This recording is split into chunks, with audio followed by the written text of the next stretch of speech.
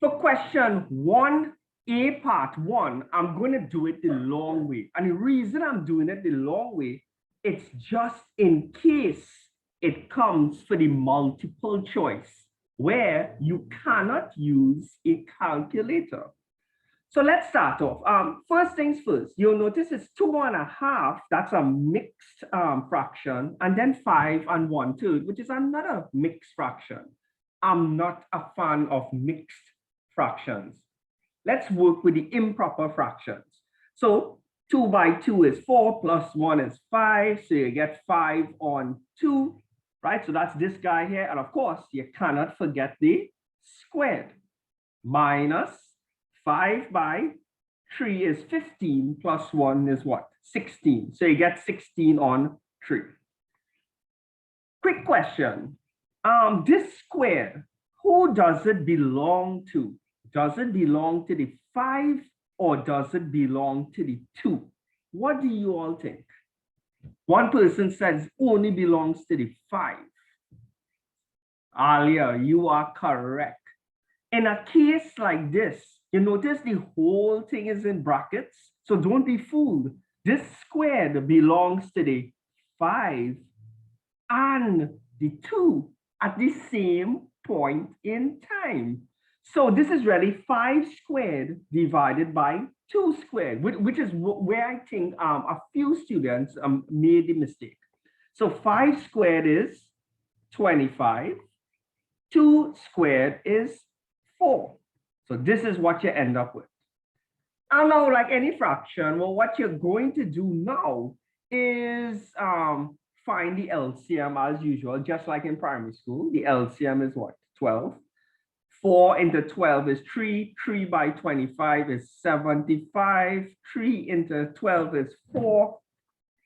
4, cheating a little bit here using my calculator. 4 by 16 is 64. So if we work this out now, 75 minus 64, I'm getting 11 on 12. That's my final answer for part 1. Okay?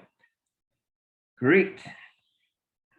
So if you didn't do it the long way, I would recommend that you take down the work that I have on the screen for part 1. Now for part 2, I know I can easily use my calculator again, but I'm going to do it the long way just in case it comes for the multiple choice. So let me show you how to square root this particular decimal. Now everyone here can square root, provided that the numbers are easy. All right. So if you want to square root 49, I know the square root of 49 is 7 because 49 is such an easy number. Right. Just a quick response to a question. For question A part 1, the examiner will want it as a fraction. If you express 11 over 12 as a decimal, you will be forced to round it off because it's a reoccurring number. In CXC, take my advice. If you have a reoccurring decimal, do not put the reoccurring decimal. Put the fraction instead. All right. So let's go back to this now. So we have the square root of 0.16 plus 0.26. And you're probably asking yourself, but how can I square root 0.16 in my head? Nobody ever taught you how to square root that in primary school. But here's what. Let's convert this to a fraction. 0.16 is really 16 over 100. And I don't know if you all remember this from Form 1. The decimal point changes to a 1, and each digit after you add a 0 to the denominator. So this is what they're asking us to square root. Now the whole thing is being square rooted, which means the 16 gets square rooted and the 100 at the same point in time. It's very easy to square root 16, and it's very easy to square root what? 100. So we will end up with 4 on 10. which we can easily reduce because it's square root. Well, I think I need to explain that part. And we can easily what? Divide this. 4 divided by 10 is 0.4. So look at it. And now we have to add how much? 0.26. So when you add these two, you'll get what? 0.66. Right? So this is how I would do this without a calculator. Right? And so take down the word. All right, so part B, you can just pretend that you are the person in this internet cafe and pretend that you are the person paying the bill. I guarantee you, you won't pay them the wrong amount of money because it's your money. So let's get started here with B part 1. Okay. So for the first hour, it's $5, and well, every other hour afterwards, it's just $1.20. Kim spent 4 hours. So obviously this 4 hours can be broken up into 2 categories. The first hour and afterwards, it's 3 additional what? Hours, right? The 1 plus the 3. However, the first hour has a different rate. The first hour is how much? $5. And the next 3 hours, you're paying a different rate. So we just multiply it. Right? We have a calculator here. So from this point, I'll be using my calculator. So it's $3.60. Right? I think I have it correct there. Right? So we add these two. How much of you all got the $8.60? Right? I know I didn't ask you all to send the answer, so I'm just asking you, how much of you all got it in the background there? Great.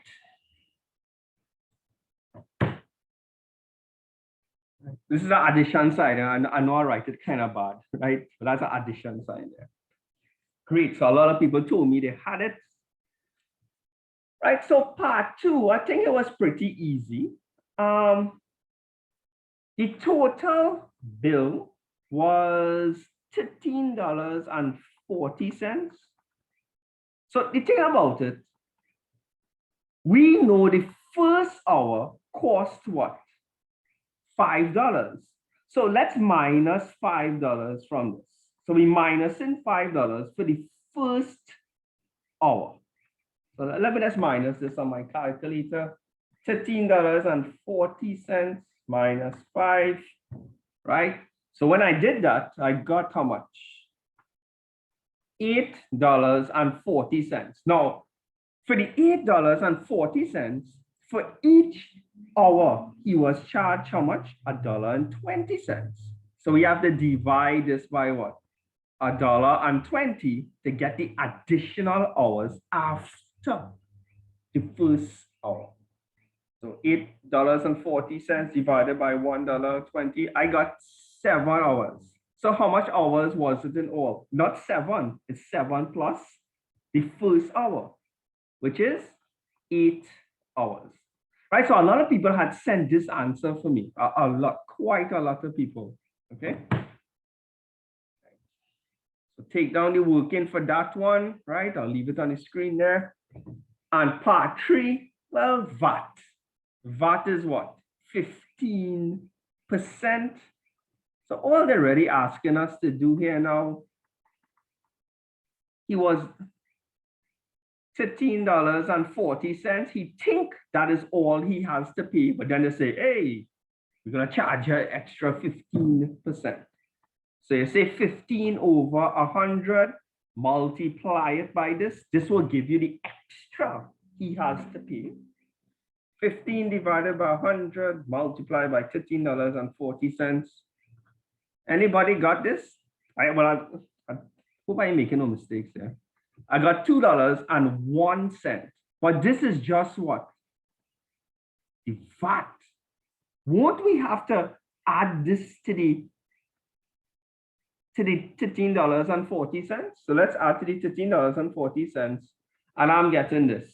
The total bill, sorry, let me use the wording correct here. The total bill seems to be $15.41. How much people got that before I did? So let's try 2A first. Now, 2A, you're asked to add two fractions. Usually when you're adding two fractions, you have to find the LCM first. Now, most of us could find the LCM of two numbers if it's two easy numbers, right? For example, the LCM of 4 and 3, you know from doing probably a lot of examples, you know the LCM is what? 12. If I ask you what's the LCM of 12 and 4 off the top of your head, for this scenario, it's also 12. But how much of you all remember how to find LCM? Like, let's say they give you some crazy numbers, like 133 and 47. Do you all remember from primary school how to find the LCM? Or even worse, suppose they want you to find the LCM of not only numbers, but what about letters? How about 2x and 14k?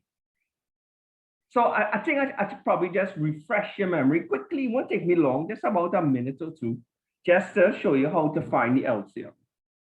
So if you want to find the LCM of 4 and 3, you put the two values, and you just put a little comma. And the aim is you're trying to divide these numbers to get 1. Right? And once you get it to be 1, you leave it alone. So let's start off with 4. Right? Can 4 go into 4? Yes, 1 without a remainder. Can 4 go into 3? No. So you just bring down the 3. Then you say, well, you're leaving this alone now because he was reduced to 1. You're trying to get everyone to be 1. So you put 3 here. You don't care about the 1. But 3 into 3 is 1. And once you get all of them to be 1, you just multiply these two values, right? 4 by 3 is 12. So that's how you find the LCM, which brings us to what? B and 4B. To find the LCM of B and 4B, you just put the B and the 4B. The most obvious thing to divide here is by B, because both of them have a B. B into B is 1, 4B divided by B.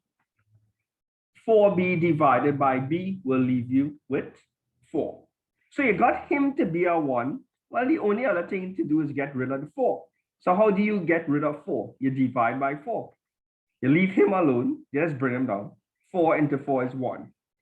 Multiply both of them and you get the LCM. So the LCM is what? 4B. All right. So well, I know some of you all could have done that in your head, but I'm just showing you the procedure just in case you get two harder values for your exam. So let's start off here. We have 2 minus B on B plus 2 plus B on 4B. Just to answer a question for CSEC exam. No, you do not need to show them basic working like this. This is primary school stuff, right? If you could find the LCM in your head, you just find it in your head and you proceed with the question. So the LCM over here would be 4B. B into 4B, well, remember when you say it like this, right? I know when it's numbers, it's easy to interpret. But B into 4B really means you are taking the 4B and dividing it by B. So the B and the B will cancel out to give you A4. So B into 4B is 4, and whatever you get, you have to multiply it by the numerator. Now the numerator today is not one value, it's two values, 2 minus B, an expression. You have to take the whole top, which is 2 minus B, and multiply the whole thing by what? 4. You all notice I put the brackets, right? So that's in slow motion again. B into 4B is 4. We take the 4 and multiply the whole top by 4. 4B into 4B is 1. multiply the whole top by 1, but that's not going to make a big difference. All right, so we scroll along a little bit here so you can see, keep that working. We just have to simplify it, right? We can't leave the answer like this. Let's multiply out the brackets and simplify it. Everyone here gets multiplied by 4. 4 by 2 is 8.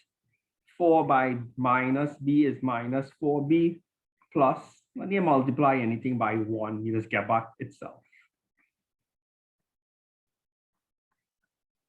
All right, so let's just simplify here. 8 plus 2 is 10, minus 4b plus 1b, remember this is really 1b, is minus 3b divided by 4b. This is the final answer. I'm not too sure if many people had that. I don't think much people had sent me this answer, right? So, but for those who got it wrong, do you understand your mistake? Okay, so, right, so if you decide to write the minus 3b first and the positive 10 after, it's also 100% correct. So I just scrolling down a little bit, right? So get you a little started here.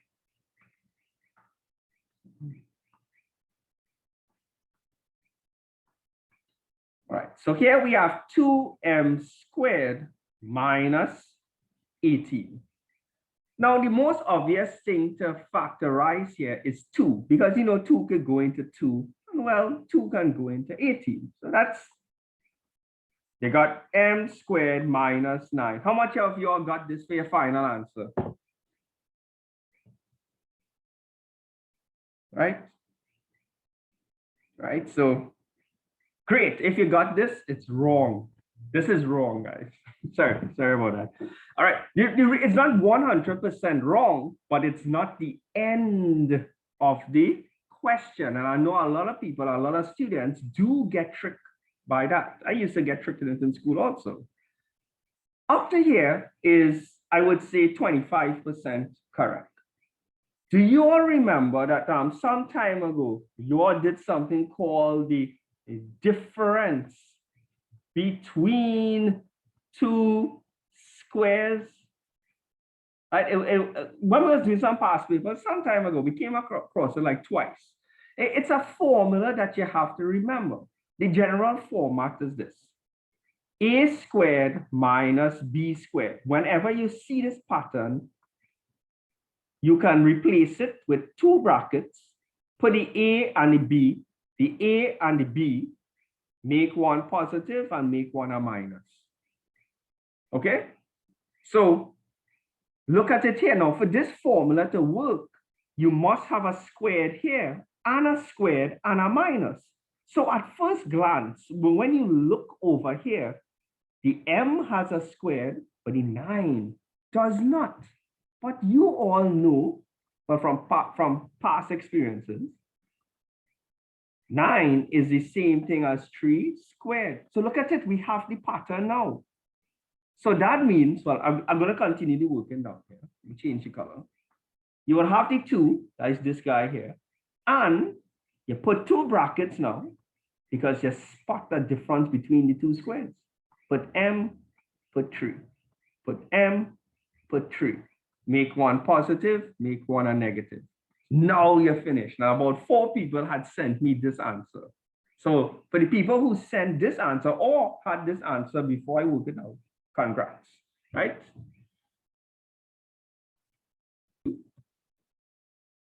All right, so let's see what's going on with part 2. Part 2 is one of those popular questions with the 4 parts, where they ask you to factorize 4 items: 1, 2, 3, and 4. Whenever they give you the 4-part question, do not factorize the entire thing. It's a trick. You break it up into 2 parts.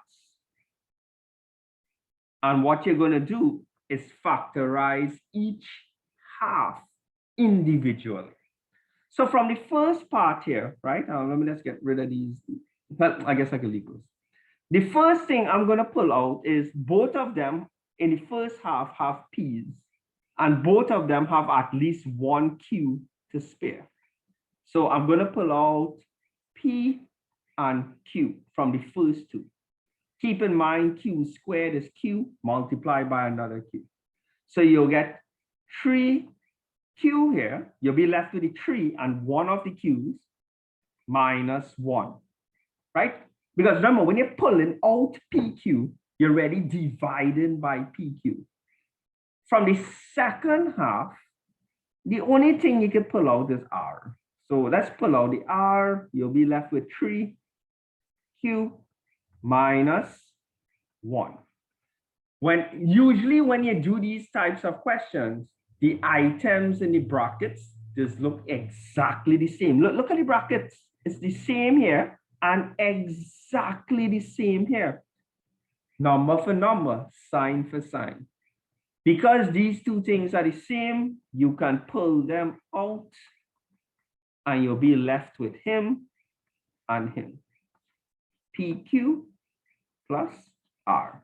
That's the final answer. Or you can have it reversed. If you decide to put the PQ plus R first and then this after, it's also correct. This is correct. This is correct. The examiner is not going to care. All right, great. So I'm reading through everyone's responses. All right, so Alia, you're almost correct, right? Sort of correct. All right, so for part C, I think some of you all may have thought on it too much, you overthinked it, right? Write an expression for the total mass of the jar and marbles. Well, let's see. It has 400 marbles. Each one weighs X grams. So the mass of the marbles is just what? 400 multiplied by X. And then we just have to simply add the jar. That's literally part one there. That is all they wanted. That's the expression. So I think some of you all probably had it, but you didn't want to send it because you thought it was wrong, but it was actually correct. That's it. That is all they wanted. Now, they want you to calculate X if the mass of the jar and marbles is 1100. So guess what you're going to do? You just take in this, you add it to 60, and you got what? 1100.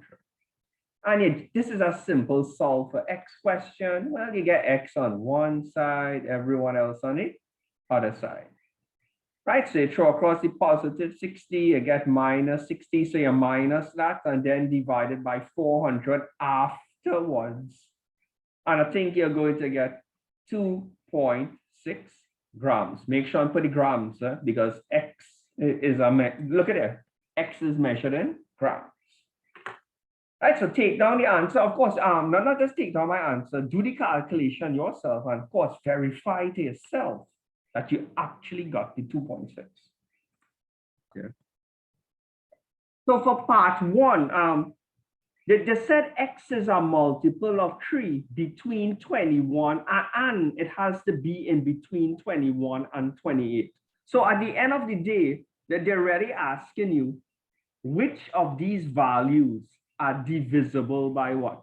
3. Because to be a multiple of 3, you have to be completely divisible by what? 3. And I think it will be 21, 24, and 27, right? 21, 24, and 27, right? So I think a lot of people had that, right? So that, and this is how you're writing the answer, but with the fancy brackets and whatnot, right? So this is A. So now they're telling us B is what? 22, 24, 26, and 28. I'm still trying to figure this part out here, right?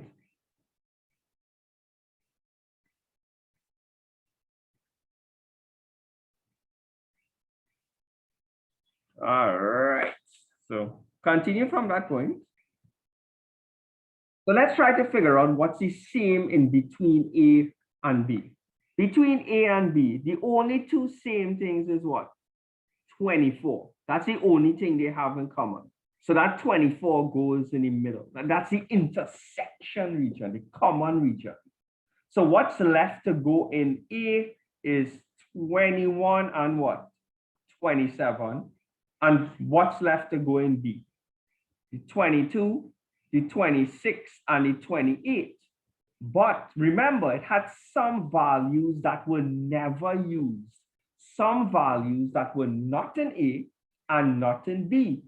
That will be what? The 23 and the 25. How much of you all had that?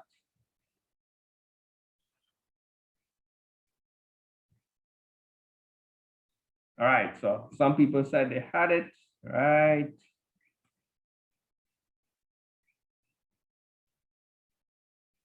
Right, yeah, you had to remember to put the ones outside. You had to remember to put the ones outside, right? For part two, what they said was B is a subset of U, right? So I'm not too sure. This here is the symbol, right? So B is what? A subset. The word subset, right, is like a letter C that gets squashed, like somebody step on it. But I doubt they're giving you 3 marks for saying that, right? So anyway, I'll think it through again as I go along with class, right? All right, so let's get started with C part 1 and part 2 and whatnot. This symbol here, the little rainbow, that means intersect. Intersect just means well, what's common or well, what's overlapping. I think everyone will get part C, part 1 correct. A intersect B. You have to write the answer just like this, huh? With the curly brackets, and you put the 24 inside. That's the common region, the intersection region. Now, things like part 1, you don't need to show any working for it because it's so easy to reason out in your head, right? But for the third one, we're going to have to do some working. Part 2 is pretty simple as well. This U means union. Union means to combine. But look at this question carefully. Huh? You'll notice you're seeing a little dash there. That dash, his name is complement, better known as not. So here's what they're asking. They're asking you for A union B. They want you to combine everything in A and B, which is the 21, the 27, the 24, and these 3 values here. And then they say, after you combine everybody in A and B, who is not them? Who are not these numbers that you just combined? Won't it be everybody else outside the 2 circles, which is 23 and 25? So it's 23 and 25. And the thing about it, you see how they put this whole thing in brackets? The complement applies to the whole thing. The not or the opposite of everyone you just unioned. Right, so I just need to erase this.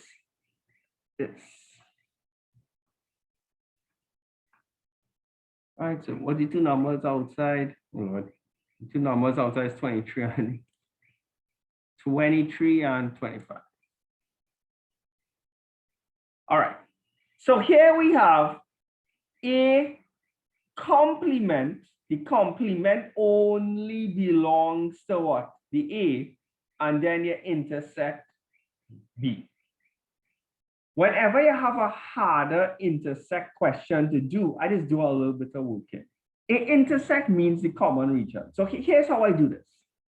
I am going to shade A complement in 1 color.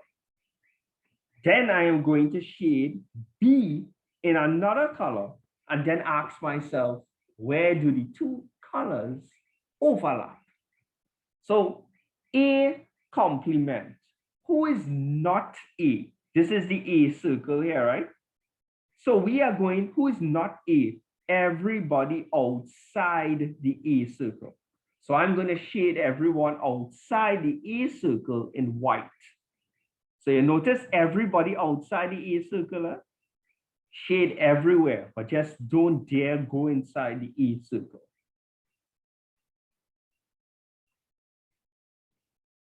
Look at it carefully. Nothing inside the A circle has white. Everything outside does. Now we are going to shade who is B, but this is regular, boring B. Isn't this the B circle here? Now, when I say B, they're talking about the whole B circle, the whole circle. So we are going, I'm going to shade that in green. Shading the B circle. I guess I have to go inside this area with the 24. Which values have both colors? In other words, which area has green and white? Well, which numbers are living in the two color region? Say that now, I want to make sure you understand it. Well, what are the numbers? Right, Soda, correct. Tyrell, wrong. CJ, correct. No, CJ, wrong. Well, won't it be these? Alia, wrong. Look at it. Okay, guys, look over here. Look at the 24. That 24 doesn't have any white in it. That 24 only has green. Look at it properly. The two colors really live in the kind of cookie bite region. You notice you have the full circle and you take a little cookie bite out of it. That's the numbers 22, 28, and 26. Look at it real carefully. I know some of you will include the 24 because it's so close to over here. 22, 28, and 26. And that's the answer for part C. Whenever you all get a chance to watch the Saturday video, we went through more Venn diagrams, just like this one in that class. So you'll get a second dose of it when you're going through it. Right? No problem, CJ. Right, so let's move on to the next question. I'll leave the working over there. All right, the pressure gonna start now. But the pressure already started, I guess. Let's see if I can make this whole thing fit for you all. Right. So part one, if you look at QV, right, at this drawback, VR, we go up at 90 degrees and you have a hypotenuse here. So at the end of the day, this is really a Pythagoras theorem question. However, I want to go through how to do the working, how to state the answer properly for the examiner. So we know here is 16 centimeters and we know here is 12 centimeters. And the examiner is asking us to find the length of the hypotenuse. So when I was teaching the Pythagoras theorem, remember there was a formula, one for addition and one for subtraction. In today's question, since we are finding the hypotenuse, are we going to use the formula with the addition or are we going to use the formula with the subtraction? Let me know in the chat. Well, what do you all think? All right, Alia, correct. Right, Gemma, correct. Anybody else? Right, Abdil, wrong. Right, Amanda, correct. Remember, anytime, but just to go through back the official names. The longest side, the side opposite the right angle, remember, he is the hypotenuse. The other two sides, which I usually refer to as the less important sides, their official names are the legs. So he's a leg and he's a leg, right? Only the hypotenuse has a special name. Anytime you are trying to find the hypotenuse, you just use the formula with the addition. If you're trying to find a regular leg, you use the one with the minus. So clearly we're using the addition today because the hypotenuse is the one that's missing. However, I know this is the formula I probably gave you. hypotenuse is equal, and you have a square root sign here, and then I say side 1 squared plus side 2 squared, well, which is the two legs. However, don't write it like this in the exam. Remember, when you have any triangle in the world, most likely the examiner is going to give you the capital letters. The capital letters represent the angles. The common letters represent the sides. So if here's capital R, the hypotenuse is common R.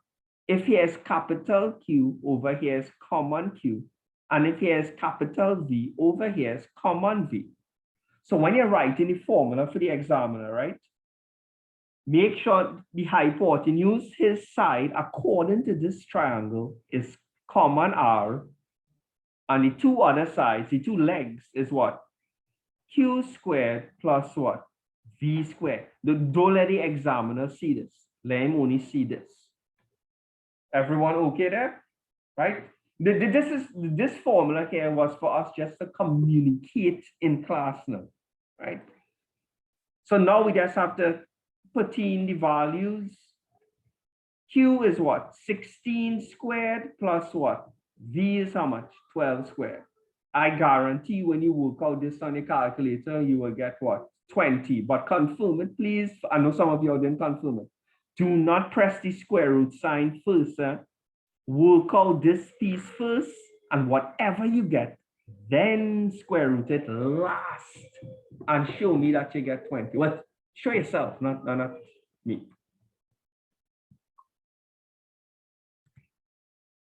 Right, so try to imagine it, right? When I put in the values, it will make sense, right? The A is the 20 here. Now that's actually this piece here. Okay, I kind of folding it forward. B to me will be the B value here. Well, this diagram so small is 12, and the C is the 16. All right.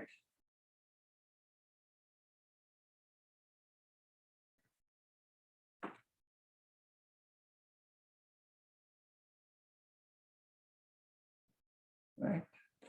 Which means if here is 16, remember this piece will fall on this piece here. That means from here to here is also 16. Here is 16. Well, both the opposite sides are what? Symmetrical. And if here is 30, that means over here is 30, which means over here is 30, which means over here is also 30.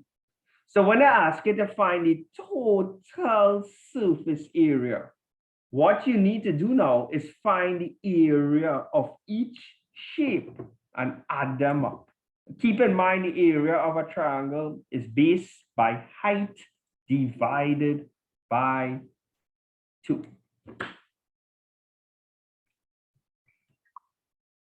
All right, so let's start off with the 3 rectangles, right? I'll just call this 1, 2, and 3, right? So for 1, it's length by breadth, right? 30 by 20. So it's 30 by 20, that's 600. For rectangle 2, length by breadth, right? 30 by 12. That's what? 360 for rectangle 3, length by breadth again. So that's 30 by 16. My calculator for that, 30 by 16, 480. Now we have 2 triangles, right? So I'll just call this triangle, well, I'll call this 4 and I'll call this 5. Now remember, both triangles are the same, right? So I suspect for both of them, not suspect, I know we're going to get the same area. So it's base by height divided by 2. So I think some people forgot to divide by the 2. Base, number in a right angle triangle, the base and the height does always touch the right angle. The hypotenuse is never a base and it's never a vertical height, right? So, all right, so let's try this here. Base by height divided by 2. 16 by 12 divided by 2. And I got 96 here. So on the other triangle as well, you're going to get what? 96. So add them up and let me know what you guys got there. Right? Daisy, with regards to how I got the 20, the 16, all you're doing is taking the value. You have to pretend you're folding this shape to get back this original shape. So you kind of use the imagination. Well, where you fold, pretend this is a cardboard box. It's flat, and you're just folding it back to get back. And I won't be able to explain it because I don't have like a 3D diagram to kind of like fold for you. But see if you could fold it in your head and see if you could see where this dropping, where the 16 dropping, where the 12 dropping, and whatnot. Right? I'm not going to be able to do too much on a 2D board here unless I have a physical structure to show you. All right? So it seems that when we add it up, we get 1632 centimeters squared because it's area. So you gotta make sure say centimeters squared.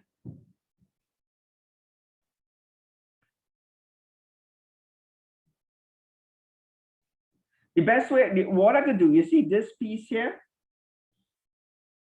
is the windshield part in front, the kind of slanted part here, right? So I hope that helps with the imagination process.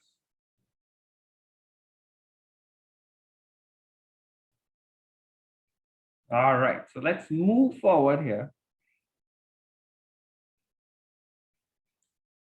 Right. So for part B, right, we actually just give me 1 second, right? Do you all agree with the coordinates that I have there? That I just put E. I mean, this is just the coordinates for E, F, G, and H. I just read it off the graph. Nothing spectacular as yet. We all in agreement, right? So we all in agreement here, right? Great. Now they're asking you to reflect these points in the line y equals to x. So how you would normally do this, right? Remember, there are about 6 or 7 matrices that you have to remember. They're just to refresh your memory. Things like reflection in the x-axis, reflection in the y-axis that have rotations, enlargements. And one of them just happens to be a reflection in the line y is equal to x. Anybody remembers that matrix? Well, let me put it here. It would be kind of hard to type on Zoom. Whenever you're reflecting something in the line y is equal to x, it's this formula you have to remember. 0, 1, 1, 0. How much of you all had begun to use that formula already?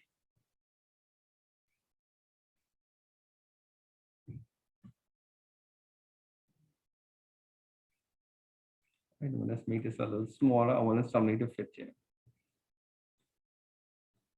All right, so let me show you what you have to do now.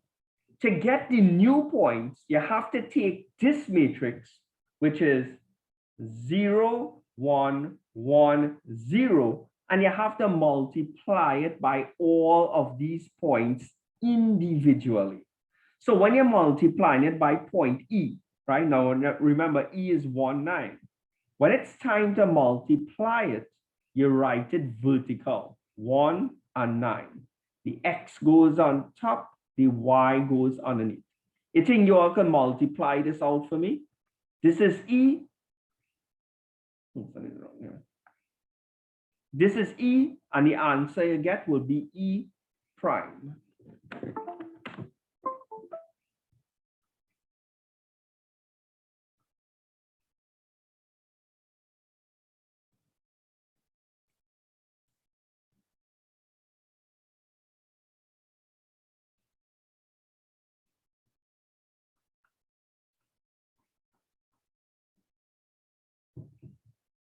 Have some fun with that.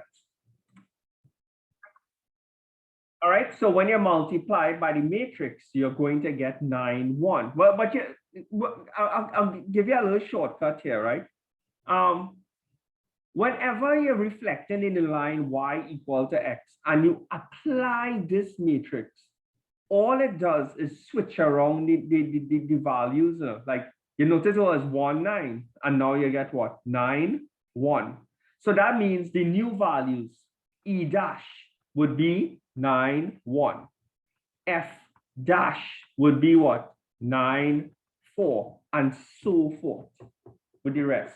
And anytime you're reflecting in line y equals to x, you could use the matrix C, or you could just switch around the values.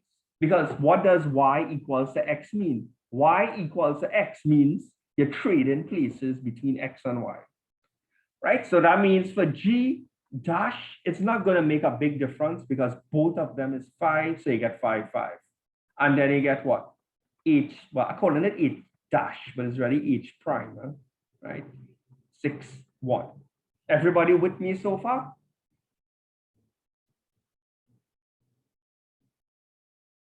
All right, great. So switch around the values and we just do the last part of the question here. We're almost done, no worry.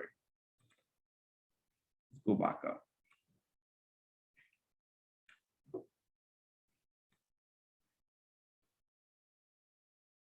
All right. So now, right, after you get the new values, E prime, F prime, G prime, and H prime, right? Obviously, you have to plot the points on the graph, right? What they want you to do now is apply this translation, which is minus 6, 1. Translations are like the easiest thing to do. The top refers to the X, the underneath refers to the Y. So keep in mind, it's minus 6 and 1. Here's what they want you to do to all the new values that you just get.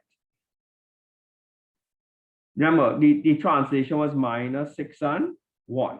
All they want you to do is go to each value, each X value, minus 6, and to each Y value, they want you to add 1.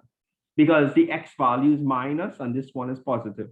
And you do that for all of them. Minus 6, add 1. Minus 6, add 1. Minus 6, add 1.